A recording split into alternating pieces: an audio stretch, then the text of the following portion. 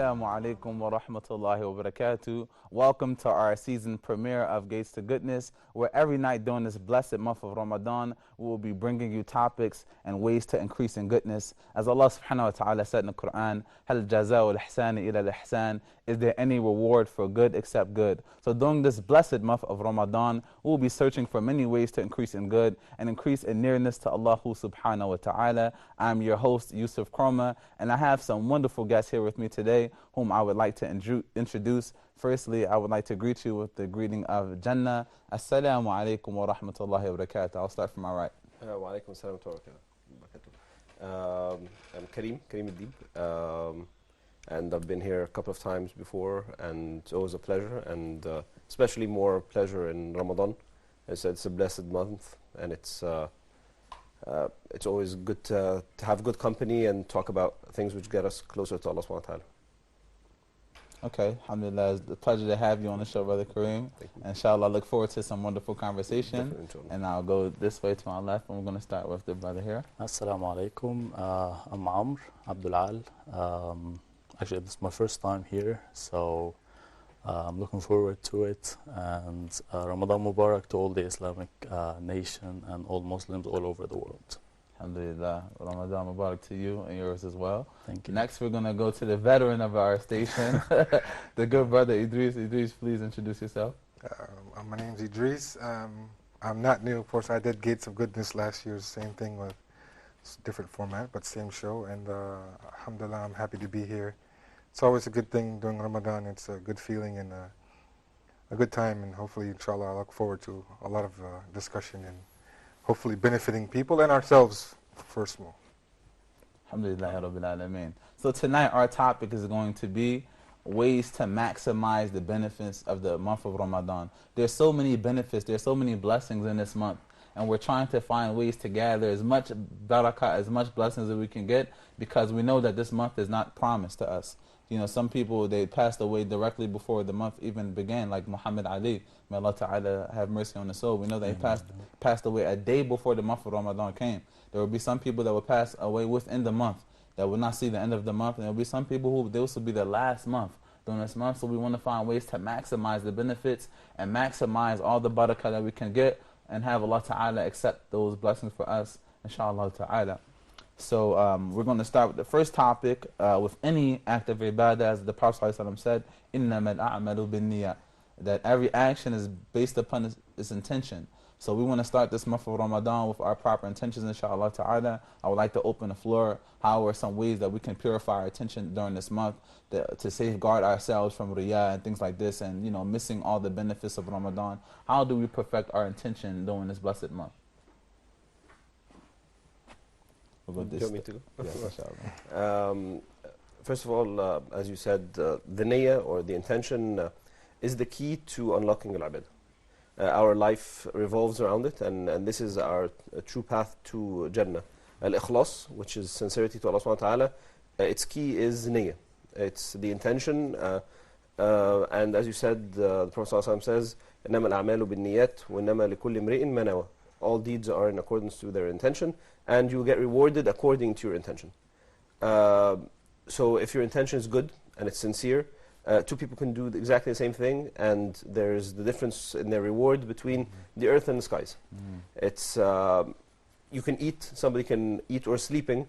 The Sahaba radiallahu anhum, may Allah subhanahu wa ta'ala have be pleased with them, they would say that they take account for their sleeping as they do their prayers. It's because when they sleep with the intention of getting up maybe and doing good in the morning, or doing qiyam, night prayers at night, and you get rewarded for this.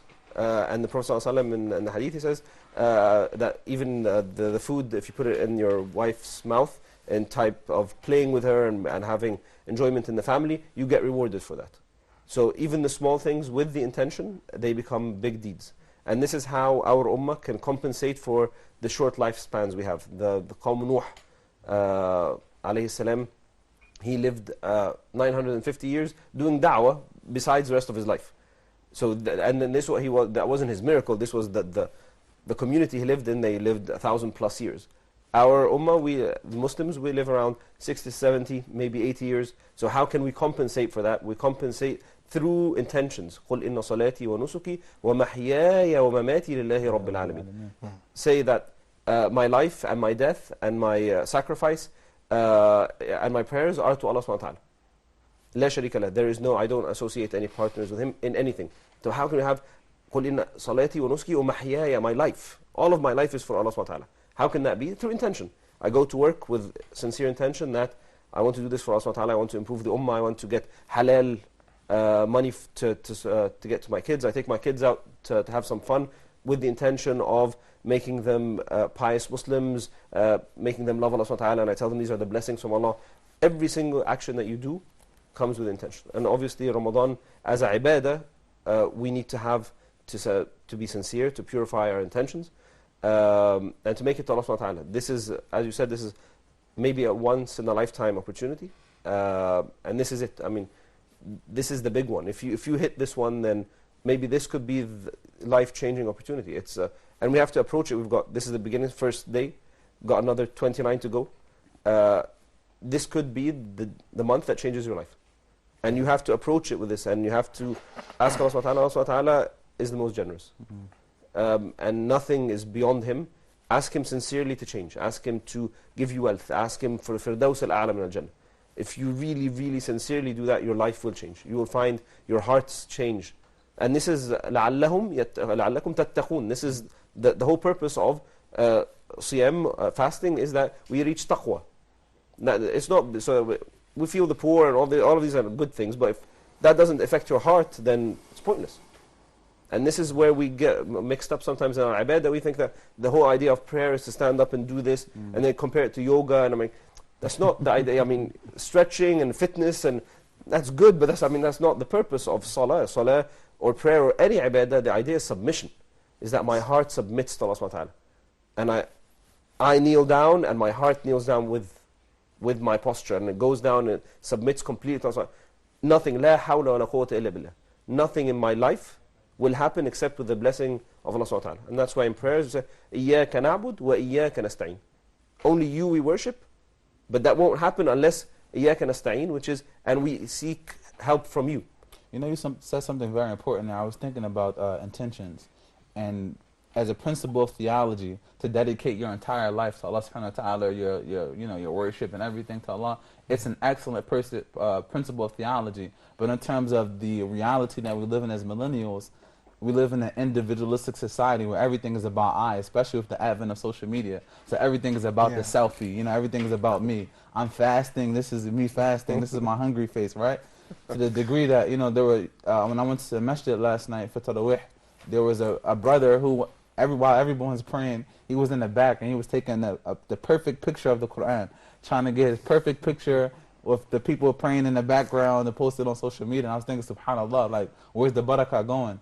So, just with those things in mind, how do we purify our intention and not let it get away from us where we're posting things on social media? This is what I have for sahur. This is, me fasting. This is, how do we for me, these things?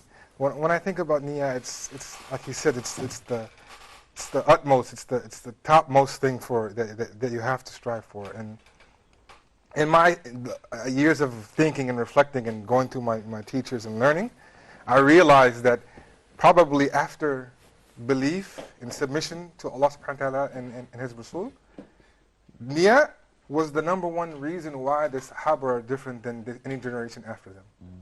Why? Because they were able to, like he said, look at everything and find benefit in it. And we have to be honest with ourselves. Most of us, we all try to turn some things into benefit, but we don't spend 24 hours or how many hours you're awake thinking or sleeping how to make this intention for Allah subhanahu wa ta'ala. We don't do it. It's not something that's ingrained in us. And it isn't like we do it on purpose. It's just something that hasn't been ingrained in us. This was a huge difference between them and us. And I think this is why they were granted so much success. Of course, they had the Rasulullah to guide them, but I think along with that, their intentions is what made them so successful. Without that, I think they would have not have been as successful as they were. I think they wouldn't have had the status they had, because this is the thing that drives you. So that's my take on it. SubhanAllah, barakallahu feek. This is very pertinent. Inshallah, we're going to come to you after Brother Ahmed with the question of how do we create a daily schedule to keep on track. And inshallah, I want to come to the viewers and let you know that the phone lines are open. You may call in. Inshallah ta'ala, we'll accept your calls and answer them. And you can join this wonderful discussion on ways to maximize your time and your benefits during the month of Ramadan. Brother, we would like to ask you, how do we keep our niyyah in check? How do we safeguard our niyyah during this beautiful month of Ramadan? Yeah, that's a very big and important point, actually, because without niyyah, everything is in vain. It's like, if your niyyah is not for Allah and for God's only, it's not like you're doing things for nothing. What's the reward after this? Okay, what you're gonna get out of it? So, Brother Kareem said something very important. It's like we live like 80, 70 years. Okay, this is the average age of our ummah. And people used to live like hundreds of years. So in this 70 years, how are you gonna be like equal to those people? Like they did hundreds of doubles of good deeds than us. So it's like your niyyah, even when you're asleep. Okay, so I'm asleep with the niyyah of getting early to perform the Fajr prayer or something. So all the amount of sleeping, you're getting your word for it. Okay, and actually people tend to take things for granted. Like we take our parents for granted, we take our work for granted, we take life for granted. So we need to renew our niyyah before the month of Ramadan especially, because people tend to forget what's the purpose of doing. Like we go to prayers, but after some time we become like machines. We go to prayers and we come back, we perform this, we're not even present in what we're doing. So we need to renew our niyyah. We're doing this for Allah. We're doing this for Jannah. We're doing this to become a better person. We're dealing with people in a good way because this is how a Muslim should be. And so we need to remind ourselves of what we're doing and why we're doing it. And this is my take about the niyyah. I just want to add one more thing to it. It's a motivator for people to, not take it lightly, because a lot of times we hear things and we're like, that's true, that's really true, but we don't take it heavy. We take it as, I understand and I believe it, but we don't. If it was heavy, you would actually take it and think of how can I, take steps. Of course, you can't overnight become, amazing like a Sahaba overnight. It takes time for you to build. But a motivator I've known in my own life in trying to build this is that when you start changing your niyyah and things that you do, several things will start happening. One will be that you'll find contentment in your heart. Especially living in parts of the world or, everywhere has problems, but some parts of the world have more problems than others. So when you live in a place that frustrates you, when you change your niyyah, it will change your heart and it will change your outlook on this thing that before used to irritate you so much. When your niyyah changes, this will change. You'll find a serenity that you didn't know would come to you, that you don't understand that it comes to you. Niyyah is the key to making yourself feel at ease and rest and loving Allah and closer to Allah subhanahu wa ta'ala. Inshallah, inshallah. We're going to come to you, Brother Kareem, inshallah. Oh, but just one more thing.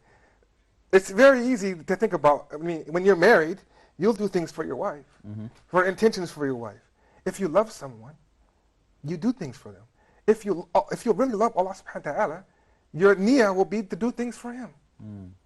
For the people you love. You do it for people do it for a cat. They love a cat. Or they love their animal or whatever. Or they love their spouse. They love their family member. They'll do things for them just because they love them. If you love Allah, how come you can't do things for Him? It doesn't have to be directly like in the sense of I'm going to pray 2 rakats. It can be something like the brother said, sleeping. It could be buying your wife a gift for Allah, to please Allah. Yeah. Because you know that Allah wants you to be good to your wife. Not just because you want to please her only. So niyyah can change so much in you and so much in your barakah and so much in your view and outlook on life. SubhanAllah, something that's relevant to us, when I was given an offer to even do this program, I was like in a really quagmire over, doing this program or praying Tarawih. So I was like, SubhanAllah, what do? I really want to pray Tarawih. I don't get this opportunity. I may never get it again. Allah Ta'ala knows best. So, after speaking with some advisors, they said, well, just fix your niyyah. Allah Ta'ala knows what you would like to do, and He knows what's your intention of coming here to, speak about the religion of Allah Subhanahu wa Ta'ala. So you may get both rewards if your niyyah is straight.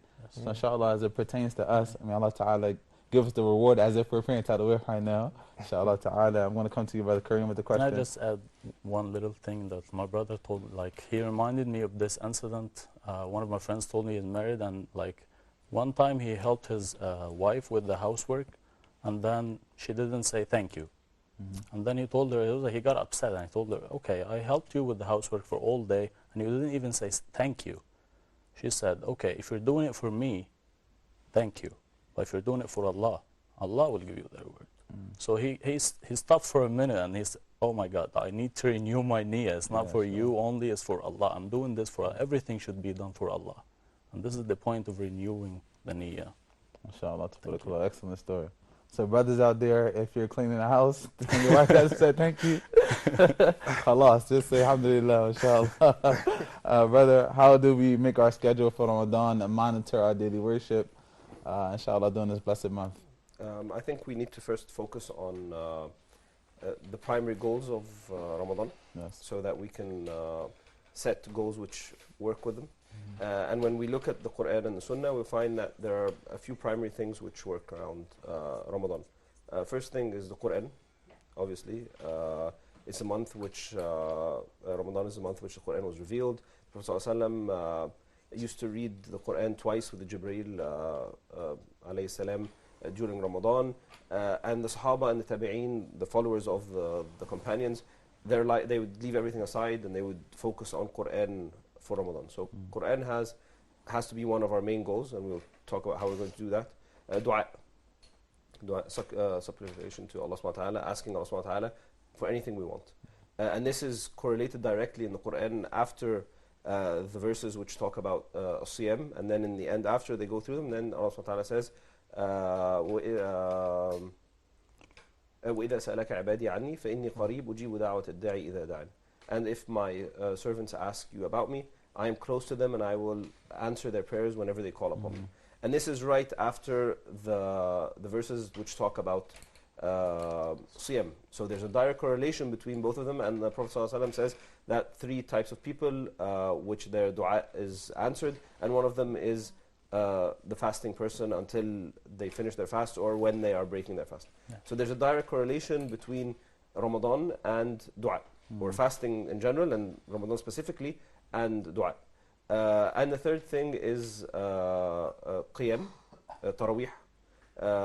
This is the sunnah of the Prophet ﷺ, and he would gather the people to pray tarawih and infaq and charity. These are four things which the sunnah of the Prophet ﷺ focused directly on during Ramadan.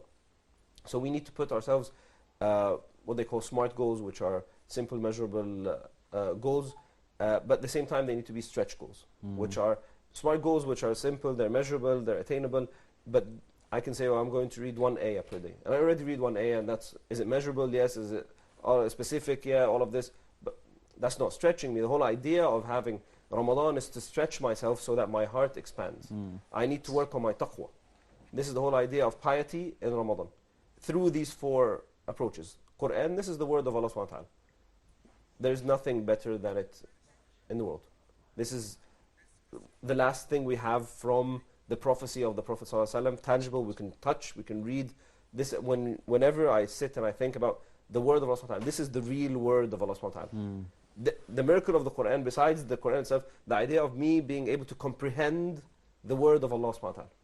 This isn't the Prophet ﷺ telling us the meaning of the words. This is Allah subhanahu wa ta'ala speaking, literally speaking. SubhanAllah. This is His word. I mean, we just take it as, we'll just read some Quran and go through the pages. No, this is Allah subhanahu wa ta'ala. This is what He left in. Allah subhanahu wa ta'ala said, after the Prophet ﷺ died, He left us the Quran till Yawm al-Qiyamah. This is the guide, with the Sunnah obviously. But I mean, this is what we've got this in our hands, and we just put it on aside. I'll just read one ayah. One ayah of what? This is Allah subhanahu wa ta'ala's word. This is the only guidance. This is it. And we take it for granted, and we say, well, we'll put this on the side, or we'll have it for barakah, we'll put it in our weddings, we'll have it in our house to protect the cars, all of this type of stuff which has no meaning. If it's not working in your heart, then it's not working. You need to put it inside you. So I think the Quran, we need to start, whether it's listening to things which explain the Quran, reading some tafsir, having at least a small word, whether it's one page, half a page, depending on your capabilities, but you need to expand yourself. You need to put a new target, and go further and beyond. So after Ramadan, inshallah, you have a new relationship with the Quran. This is, I think this is our top priority in Ramadan. In terms of how do we do that, we need to renew our niyyah, so all of our jobs, and then we need to cut down on the time wasting. We go home, watch some TV, sleep for an extra 2-3 hours, do nothing, and then we get up, we eat, we sit and do nothing, and then they watch some TV, and that's not Ramadan. Ramadan isn't about the food and the shows, especially in this area of the world. We have lots of TV shows, and that's not Ramadan. I mean, Ramadan is Shahr al-Qur'an, Shahr al-Taqwa, piety. This is what we need to just reorganize ourselves, need to put some focus on our daily schedules. You'll find that there's plenty of time, you have extra which you can focus on. All you need is half an hour per day. Half an hour per day, 30 days, that's 15 hours of pure Qur'an, which is more than lots of people do throughout the whole year. We just need to put something which is attainable, smart, and we start to stretch ourselves with that. So the Qur'an, we need to put focus on that. We need to put focus on charity. Each day, do some form of charity. That charity could be helping your wife at home, like we were saying right now. If you go and you do that, that's your charity. Your charity for both things, because first of all, your hearts are getting closer to each other. That's number one. And number two, you're giving her time to do her worship, because if you both increase your iman, then the household has barakah. You can, in a relationship in the house, if you have, I'll just do my own iman and that's it. No, that doesn't work. Your wife stays at home. You need to have, or works, whatever. When she comes home, you need to have double barakah. You need to have, it can't be you putting in positives and your wife's drained, she's too tired to do anything. You're saying, why aren't you doing qiyam? Why aren't you? Because she's too drained. All she does, maybe if she works and she comes home, she does the housework and then she does the food, and you're like, I'll do my Qur'an. Well, get up and help her out, and like you were saying, if you do both, you'll get reward. Allah subhanahu wa ta'ala will make so much barakah in your reading, that half an hour instead of 1 hour, there's be so much barakah, and you will open up to the ayat, they will touch your heart. So this is, we need to, when we deal with Allah subhanahu wa ta'ala, we can't deal with it in this capitalistic approach of 1 + 1 = 2. No. With Allah subhanahu wa ta'ala, 1 + 1 = 700. Allah subhanahu wa ta'ala, when He says sadaqat, and Allah subhanahu wa ta'ala can increase them to 700 times, and Allah subhanahu wa ta'ala yudha'if liman yasha. He will multiply even more than 700 times. So, and that is accordance to your heart. Like we say, Abu Bakr Siddiq radiallahu anhu, in narration, it says that ما سبقكم أبا بكر بكثرة الصيام ولا صلاة ولكن بشيء وقر في قلبه. Abu Bakr Siddiq did not supersede you with lots of prayer and fasting, but something that was ingrained in his heart. His heart was pure, and this is the whole thing. We all, it's not about how many rak'at you do. It's how, like the guy who shows up in the masjid, taking the pictures and the selfies. Allah subhanahu wa ta'ala can accept whoever He wishes, but I mean, he wasted so much time in the picture, while somebody else in the back line who came in late, but he was sincere, and then he had car problems, and he fixed his car quickly, and his heart was burning. I want to try and read some Quran, I want to catch some Quran. This guy, maybe he'll get much more reward. So I think so we need to focus on Quran, we need to focus on charity, dua. We need to put in 5 minutes dua at least per day. Ask Allah subhanahu wa ta'ala to change your heart. That's the least, اهدنا الصراط المستقيم. Guide us to the correct path. We do this 17 times a day, minimal. We need to use that. You can do dua in Arabic if you know Arabic. You can do it in English if you know English. Do it any way you want. Allah subhanahu wa ta'ala doesn't have a problem with languages. He just needs a sincere heart. Cry and ask Allah subhanahu wa ta'ala, give me this, give me this, give me this. Allah subhanahu wa ta'ala, if He can't change it, then it's not going to change. Allah subhanahu wa ta'ala can do anything He wants. The problem is with you. The problem isn't with Allah subhanahu wa ta'ala. It's very clear. أُجِيبُ دَعْوَةَ الدَّاعِ إِذَا دَعَنِ. I will respond to the caller if he asks me. So the problem is on our side, it's not with Allah subhanahu wa ta'ala. We're not calling properly. We're testing, and this is what happens a lot with dua. We're like, can I have some more money? And you're like, I'll see if the money can. That's not the way. Where you don't test Allah subhanahu wa ta'ala. Allah subhanahu wa ta'ala doesn't get tested. You ask. And that's Prophet sallallahu alaihi wasallam says, when you ask Allah subhanahu wa ta'ala, ask Him with certainty. And ask Him al-firdaus al-a'la, the highest level. Well, how am I going to get into firdaus? That's none of your business. You just ask, and you ask sincerely, and Allah subhanahu wa ta'ala will change your life so that you get into paradise. So I think we just need to put priorities, and I think this is our problem. We need to cut down distractions, put some priorities, focus on this. It's 1 month. We've got 11 months to do whatever we do, and we just need to take a break and focus a bit on purifying our hearts. You know, last night after Tarawih, when I went home, this is my first Ramadan here in Egypt, and I heard like a lot of like noise, you know, from the outside apartments. So I was asking my friend, like, what is all this noise? He said, "I'll just get used to it. The TV shows are excellent this month, so everybody's watching their TV shows." So I thought about what Allah Ta'ala says, وَكَذَّبُوا بِآيَاتِنَا كِذَابًا, and they deny our signs. But one of the translators said that they deny our communications. So Allah Ta'ala already placed for us many communications, but you know, sometimes we miss them. But inshallah Ta'ala, we're going to get back to this wonderful conversation. Right now we have a report that is concerning how to maximize the month of Ramadan. We have a short break, inshallah. We're going to stop for the report. Assalamu alaikum wa rahmatullah.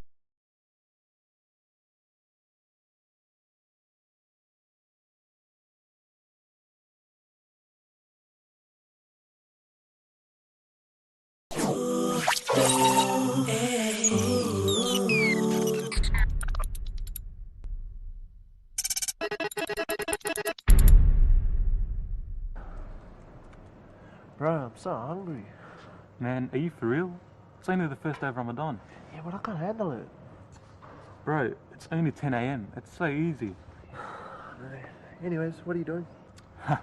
Man, I'm just looking at this dud's profile, bro. Look. Yeah? Thinks he's such an Islamic scholar. What a joke. Every 2 minutes. Every 2 minutes a new Islamic update. Are you serious? Look at Can't that. believe it. Look, man. Oh, goodness. Oh, psh, that's him now. Oh, okay, yeah. Walaikum What's assalam. Man, why is he looking at us like that? What's wrong with him? Don't they know it's Ramadan?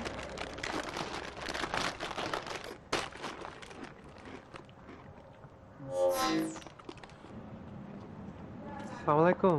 Walaikum assalam. You do know it's Ramadan, right? Yeah, of course. So why are you eating? Eating? What are you talking about? We're not eating. I must be seeing things. Sorry, it's probably because I'm fasting. Assalamu alaikum. Walaikum assalam. Can you believe that guy? Just came in with the Quran in his hand. I told you, bro. What a joke. I can't believe it.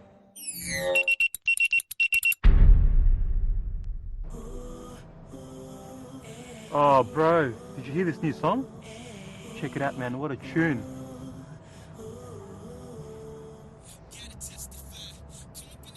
What a tune, eh?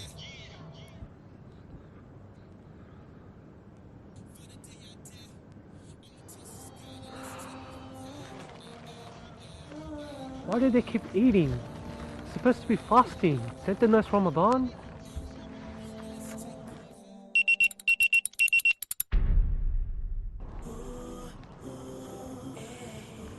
Hey, quarterfinals on tonight for FIFA World Cup. Oh, yeah, it is too. Yeah. Hey, I was thinking maybe have iftar at my place and then we'll watch it together. Man, I'd love to, but my mum's kind of strict, man. I got to be home for iftar. Oh, come on, man. Surely you can. Like, it's only once every 4 years. Look, I'll give her a call and see what I can do. Just wait here, I'll give her a call. Alright, cool. Assalamu alaikum, mum. How are you? Alhamdulillah. Yeah, I probably can't make it, mum. Yeah, I got an assignment. Yeah, I got an assignment. I got to do an all-nighter. Alright. Assalamu alaikum.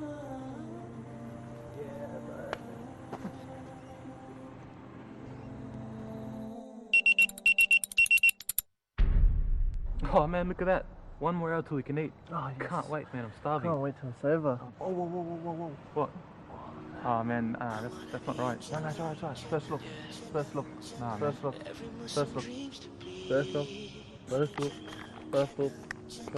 Uh-oh.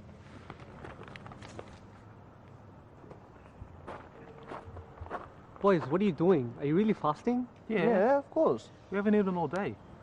Look, fasting isn't just about not eating and drinking. You don't just fast with your stomachs. Your whole bodies have to fast. That means your tongues have to fast, your ears have to fast, your eyes have to fast, and also your whole bodies. Most people, when they fast, all they gain is hunger and thirst. Don't be one of those people. Actually make the most out of this Ramadan and don't miss out on the reward. Does that make sense? Yeah. Thanks. Sure? Exactly. Okay. May Allah help us all. Assalamu alaikum. Ameen. Walaikum assalam, bro. Hey, you know what, man? I think he's got a point. Yeah, I know. It's true. Yeah, we need to make some changes this Ramadan. Yeah. No more backbiting. lower our gaze, no more listening to music, and just we'll be good for this Ramadan. Sure. Yeah. Hey man, look, it's almost time for Maghrib. Why don't we go read some Quran? Yeah, let's go.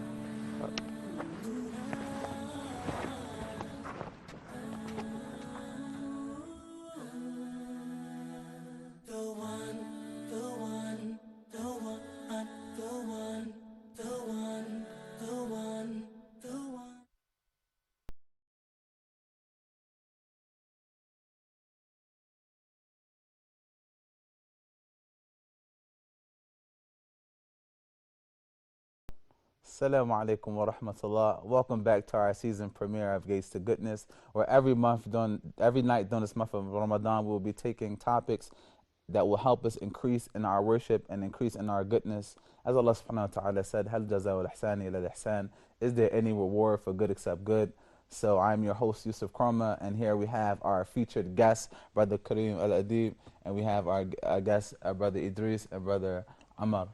So inshallah ta'ala, we picked up where we left off. We're going to be talking about how to deal with people during the month of Ramadan. Sometimes people will spend their whole month of Ramadan, they will be abstaining from food, abstaining from drink, from sunrise to sunset, but they'll be engaged in backbiting, they'll be cheating people, they'll be cursing people out, and they'll be losing all of their blessings. And sometimes it's easier to abstain from food and drink than it is to deal with people in the correct way. So what are some tips that we can use in dealing with people during this blessed month of Ramadan so we don't blow our blessings with Allah subhanahu wa ta'ala? I think again, sincerity in niyyah is the key. I know we're going back to that point, but that is the point. Like Brother Amr was saying before, his friend, his wife, when she came and she told him, if he had any, and this is in marriage or in friendship, if there's a relationship based on through Allah subhanahu wa ta'ala, then if she says thanks or she doesn't say thanks, or your friend ignores you or doesn't appreciate what you gave them enough, you know that this isn't for them. It's for them, obviously, because you want them to be happy, but it's for Allah subhanahu wa ta'ala first. And this makes things much easier. This makes it, if somebody talks bad to you, you know that Allah subhanahu wa ta'ala can hear, He's the all-hearing, and Allah subhanahu wa ta'ala is just, so He will get you your he has your back, and He'll get you, whether you get your rights here in this dunya or you have it in the akhirah. If you have these concepts in your mind, then you live that. And that's why Prophet ﷺ, when he's talking about fasting, he says that if somebody swears at you or degrades you, you say, inni sa'im, I'm fasting. Whether the scholars talked about whether you actually literally say, I'm fasting or not, depending on the situation. Sometimes if you say that won't really help the situation, so you don't really need to say I'm fasting, but I mean, the concept itself is that you remind yourself that I'm fasting, this is the month of taqwa, piety, and I need to control myself. And the whole idea of when we look at siyam, that things like eating and drinking and having sexual intercourse with your wife, these are things which are in general daily life, these are things which are halal, these are things which are permissible, things that you can do. And not only that, sometimes you can get rewarded for them if you have the proper need. But then during the month of Ramadan, from Fajr till Maghrib, they're forbidden. And this is so that we can control the things which are halal, so that obviously you need to control the things which are haram. It's even more logical. I mean, if I'm stopping myself from doing the halal, then it doesn't make sense that I do the haram. Then how can I stop myself from eating and then I'm going and backbiting? That doesn't make sense. And then you've got the whole idea of controlling myself, that nothing can stop me from opening the fridge and drinking.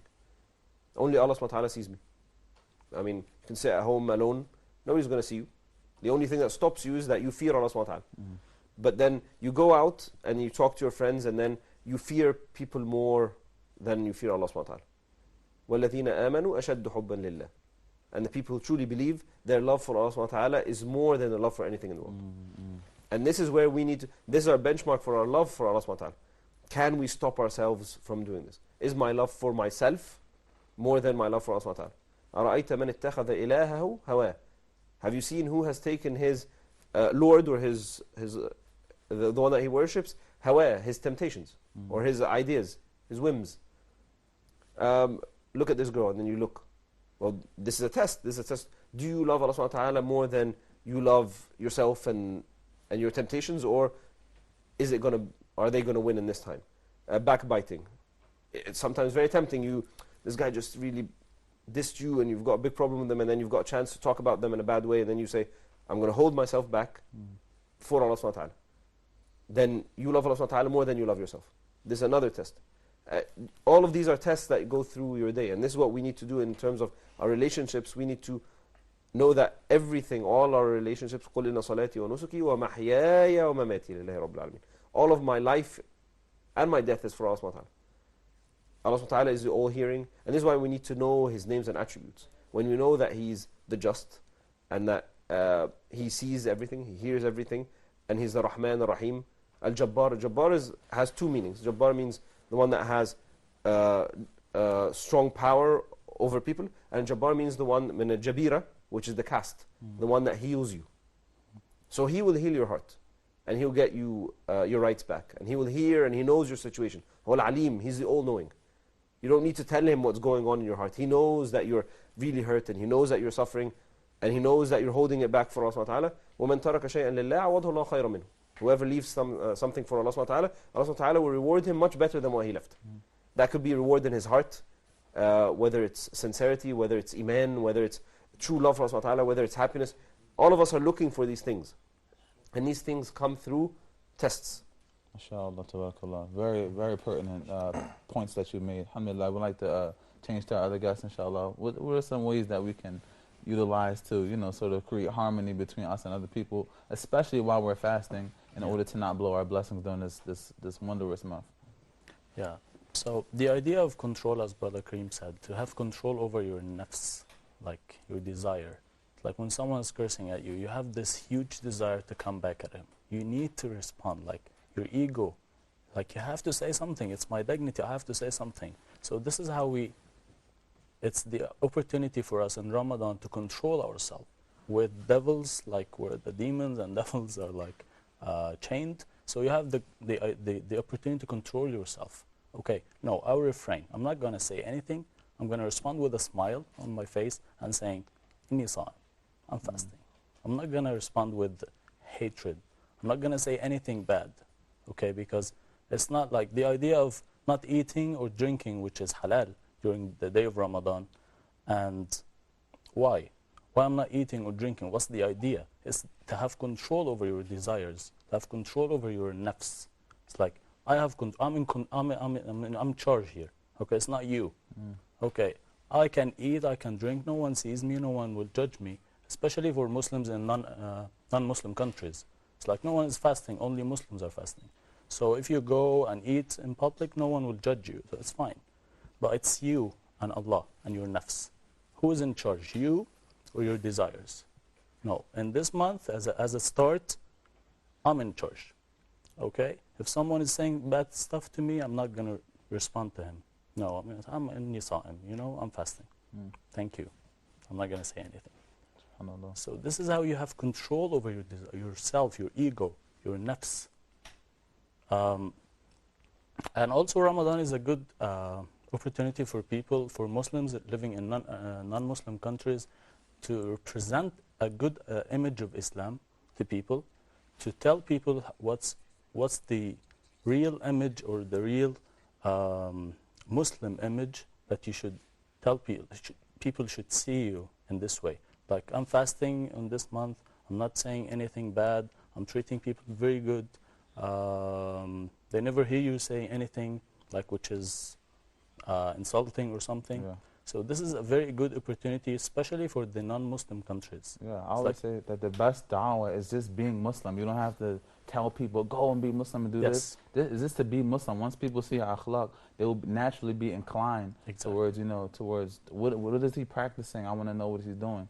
So this is one of the best months to, invite people to Al-Islam, just by way of akhlaq and naturally, being Muslim. Yeah. Idris, would you have some points to offer on this as well? For me, I wouldn't have to add a whole lot because it was mostly said, but that I would say, of course, it has to do with niyyah, your intentions. As I said earlier, your intentions will change the way you see and the way you react to other people. If you don't have your intentions correct, often somebody will do something that will affect you in a negative way. But if your intentions were having a certain intentions, next time that happens, you won't see it the same way. So that, for me, has been my way of And I think is the way of the Sahaba and Rasulullah sallam is to deal with, the public is having the right intentions. Because if you don't have the right intentions, it's a rough world. And you have people who don't care anything about you or what your feelings are. Wow. So it can ruin a lot of things. And also I think another thing I would add is that try to surround yourself with people that remind you of good. Because you're human. Let's just admit it. We can say all we want to say, we can make all of these wonderful suggestions, but you're still human. You're going to have your mistakes and you're going to do certain things. You're going to have your moments. And it's always great to have that person around you who can grab you up and say, you're fasting, or remind you of what's going on. Wake you up sort of like and direct you towards getting back on a better track. Because believe it or not, it happened to me before. I've become really angry at something that happened, and someone said, you're fasting. It was my wife. She told me, you're fasting, and and it calmed me down. I wouldn't have remembered if it wasn't for her telling me. I totally forgot that I was fasting. It seems there's a theme that wives is always have the answers, right? Well, they're an important part of your life. That's why Rasul said that they're half of your religion, because they're the ones who will see you and be with you and give you the best advice. So if you have an evil wife, your life is going to be very difficult. SubhanAllah, there's a point that came out twice. You guys talked about abstaining from the halal to increase you in your ability to abstain from haram. And I was thinking to myself just now, it's not only abstaining from the halal that you're abstaining from, it's that which is the most natural to you. The three strongest inclinations within a human being is the drive to eat, the drive to drink, and the drive to procreate. So if you can abstain from that which is absolutely natural, the strongest desires that you have, if you can leave it for the sake of Allah subhanahu wa ta'ala, there's nothing else that's going to be difficult for you. Because I already left off water, I left off drink, I left off intercourse, that which is halal, and the strongest desires I have. Now anything else is easy. It's just about putting my mindset to it. SubhanAllah. Ramadan is sort of like, I like to say, it's the boot camp of control. Yeah. At the end of the day, it's about control. Yeah. There's no better way. The wisdom behind Allah subhanahu wa ta'ala making it and doing Ramadan, there's no better way to teach you how to control your hawa, your desires, than this, what's prescribed for us. There isn't a better way. You can't there's no way you can come up with a better way to control your nafs except the way Allah subhanahu wa ta'ala did it. Yeah. Brother Kareem, we're going to go here and talk about how do you develop a relationship with the Quran. I see many brothers, they will say, wow, today I finished 4 ajza. I finished, I read so much Quran, right? But how are we reading this Quran? Are we really, reading it in depth? Are we understanding the tafsir? Are we getting some enlightenment with it? Is it really a communication between us and Allah subhanahu wa ta'ala? Or is it just activities, you're just going back and forth and just reading it just to say, this is what I've done? So how do you really develop a relationship with the Quran where you're understanding the words of Allah is having impact on your heart, it's changing your life? I think this is a very important question. There's a huge debate on whether we should read the Quran, especially in Ramadan, many times, or we should read it with more tadabbur, with reflections on it. And there's a huge scholarly debate on that, whether which one. And I think this debate opens up the gateway for depending on what your situation is. People maybe who have more proficient in Arabic and they're proficient Arabic speakers, they know what's going on, they've read at least some part of the tafsir, they know the principles of fiqh, then maybe they would be more inclined to, especially if they have a lot of hifz, they've memorized a lot of the Quran, they need to go over this a lot. So you'll find them doing 10 ajza, or even more sometimes per day. And they do that and it's fine, and they understand what they're saying. It's not just, they know what they're saying. They're not contemplating on that, but they do that maybe throughout the whole year. And now Ramadan is a time for them to actually get more, pass it over their heart several times. To make it stick and to, and that's one point of view. For others maybe who are not, and they don't know what they're reading at all, and it's just stuff, gibberish, and then they have no idea what's going on, then no, they need to stop. Because that's not the point of the Quran. The point of the Quran isn't just to go through it. The point of the Quran is to implement it. That's the whole idea. And Sahaba, the companions, may Allah subhanahu wa ta'ala be pleased with them, they would say that they would stop and memorize a few verses, implement them in their life, and then they'd memorize some more and implement it in their lives. And this is why Umar ibn Khattab radiallahu anhu, he stayed 10 years memorizing Al-Baqarah. Surah Al-Baqarah, the second chapter of the Quran, took him 10 years to memorize. Surah Al-Baqarah, if you memorize it in normal circumstances, could take people maybe 2 weeks, 3 weeks, 10 years. He's implementing each verse that he reads, and this is them. This is what they actually applied what was going on. So I think the best way to deal with the Quran in Ramadan is to work both ways, to try and increase the amount of pages or the amount of ayat that you're reading, and at the same time have small tafsir depending on your level. Whether it's if you can't read Arabic, then there's lots of tafsir in English. Nu'man Ali Khan, he's excellent. He has has summarized explanations and very complex explanations. Very nice contemporary language. It's very easy to access. Yeah. That's one option that you can go to. Obviously, there's many others you can go to. And you read the tafsir, so you know what you're reading. You know what the purpose of the ayat is. The whole idea in the end of the Quran is to understand the message of Allah subhanahu wa ta'ala. If you're just going through words without touching your heart, then obviously they will not change your heart because you don't know what they're saying. So I think this is the balance that we need to strike, and people individually need to assess where they stand, depending on how much your command of the Arabic language, your access to scholarly tafsirs. Ibn Kathir obviously is Sa'di. If you can read Arabic, then Tafsir Sa'di is an excellent place to start. Or Tafsir Abu Bakr al-Jazairi, he has a very nice tafsir as well. A bit more advanced, Ibn Kathir. These are simpler tafsir which you can start off with if you can read Arabic. If you can't, you can go for the translations. Not always as good. They even have Ibn Kathir in English, though. For the most part, that's what's available in the West. Then that's very nice to read, and it's in my opinion, it's much better than the transliteration of the Quran, because sometimes it's not as proficient as Ibn Kathir. Ibn Kathir has lots of details. He backs it up with a hadith, and this is what you want. You don't want somebody just putting in some words, because the Quran itself, even in the Arabic language, when you read it, one ayah can have several meanings. It has so much depth. This is the word of Allah subhanahu wa ta'ala. It's not just the word itself within that context. And some of the words can't even be directly translated into English verbatim. They need several words to understand one word. So I think going back to tafsir is good, or explanations through YouTube channels, whether someone who's reliable, obviously you go back to that. You complement that with the reading, and I think that's the approach that I would advise lots of people to do. Inshallah. I'm just thinking about myself, alhamdulillah, for the last 6 months I've been here studying Arabic. So after, while doing my Arabic classes, I've also been, trying to memorize Baqarah as well. And I get so caught up in the ayat that sometimes I forget that I'm supposed to be memorizing. Like, I'll really enjoy myself, like the conversations, particular between Allah subhanahu wa ta'ala and the angels, when He told them, Inni ja'ilun fil ardi khalifa, and they're asking them questions and going back and forth. And I'm really like, oh my gosh, it's like so entertaining. And so alhamdulillah, I've really been developing a relationship with the Quran, particularly as it relates to the Arabic language. And I know that my Arabic is only surface level, but I still really can get some real benefit from it. It's not only changing my heart, but I'm enjoying it. It's like, like a novel that is unprecedented for me as a reader. So alhamdulillah, just any similar stories that you guys have with the Quran in this way?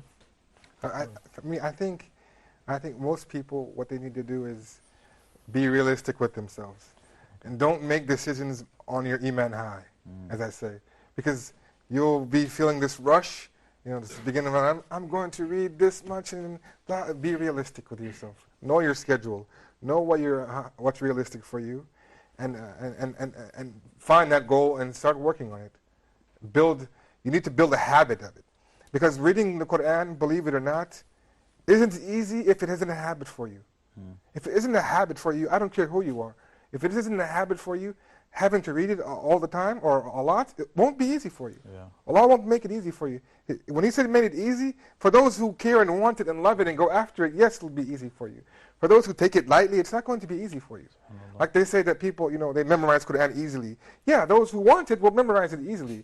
If you don't want it, you'll memorize it and it'll leave you. There's many hadith and examples about how they, Rasulullah told us about the Quran will leave you like an arrow or like a fast horse. So it isn't to be taken on a general terms. There's specifics to this thing. So if you take it seriously, and you're serious with yourself and honest, we as Muslims have got to learn how to be honest with ourselves. Sit down, contemplate, think about yourself, be honest.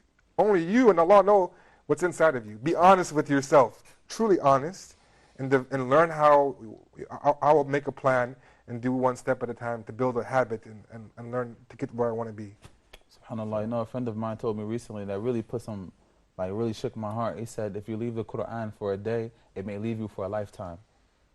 SubhanAllah. So we have about roughly 1 minute left. I just want to get your last statements, inshallah, before we close out the show. Yeah, it's just I'm going to stress the point of making a habit of the Quran, because after all, Ramadan is only 30 days, and we have the rest of the year. So it's like, start making a habit of reading Quran, like, even if you finish reading the Quran once in the month, in the holy month of Ramadan, but make it a habit, like, okay, I'm going to read it once every month. It's not just only Ramadan, it's a habit now. I'm going to read every day, even like after Ramadan, I'm going to continue reading even one chapter every day or something. That's it. Just to add one thing, I know we're about to run out of time, is that if you know, studies and scientists say now, that they often say, for you to make something a habit, how long do you think you have to do it? 10,000 hours? A month. No, that's to make it perfect. Oh, perfect. To make it perfect, yes.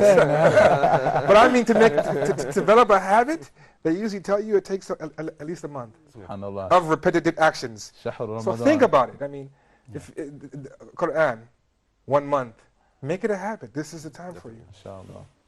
Alhamdulillah. Well, wonderful guests. We want to thank you so much for joining us today for our season premiere of Gates to Goodness. And inshallah, we open many gates for goodness for you, for ourselves as well, inshallah ta'ala. We hope that you will benefit from the things we share today. And we hope to see you again tomorrow night for another airing of Gates to Goodness. As Allah ta'ala said, هَلْ جَزَاءُ الْإِحْسَانِ إِلَى الْإِحْسَانِ Is there any reward for good except good? Assalamu alaikum wa rahmatullahi wa barakatuh.